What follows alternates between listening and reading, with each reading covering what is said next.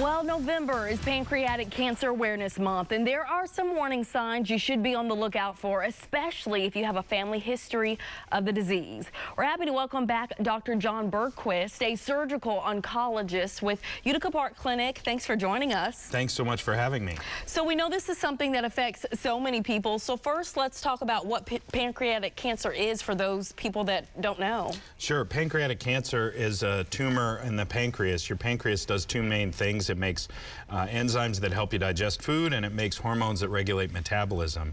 And most people, when we talk about pancreatic cancer, they're talking about a tumor of the cells that make the enzymes.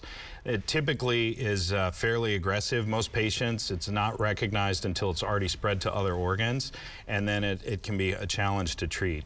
And I know you mentioned it.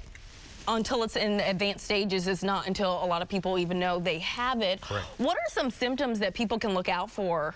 Yeah, so unexplained weight loss is one of the most common symptoms. These tumors sometimes can press on the bile duct, and they can cause what's called obstructive jaundice. That's when a patient turns yellow.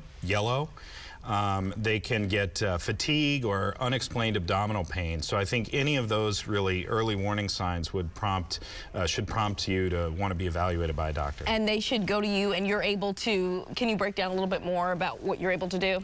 Sure. We typically would evaluate the patient by seeing them in clinic and talking to them about their history and what has been going on.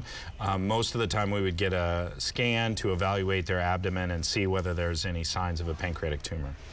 Okay, and as far as treatment, we know it's continued to evolve as far as cancer goes.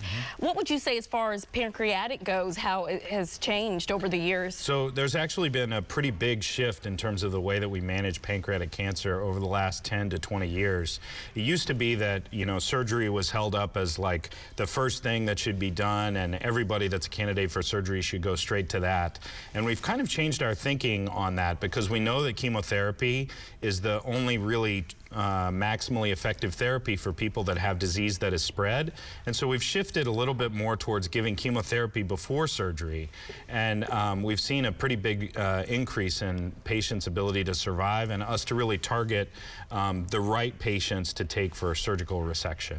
That's really good to know. And as far as your particular clinic, how would you say it's different in comparison to some other ones in town? So one of the things I'm really proud about our clinic at Hillcrest is we offer a truly multidisciplinary approach to patients with pancreatic cancer. We have a dedicated pancreatic tumor board that happens every week, where we discuss complex cases with radiation, medical oncology, as well as radiology and pathology, and so the patient gets a truly complete evaluation. And it's made a difference for a lot of people, I'm sure. I think so.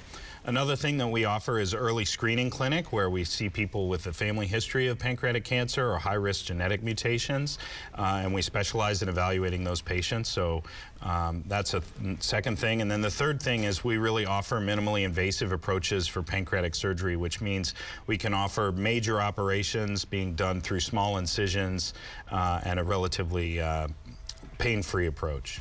Perfect. Well, thank you, Dr. Bergquist, for joining us. We really appreciate it. Thank you so much.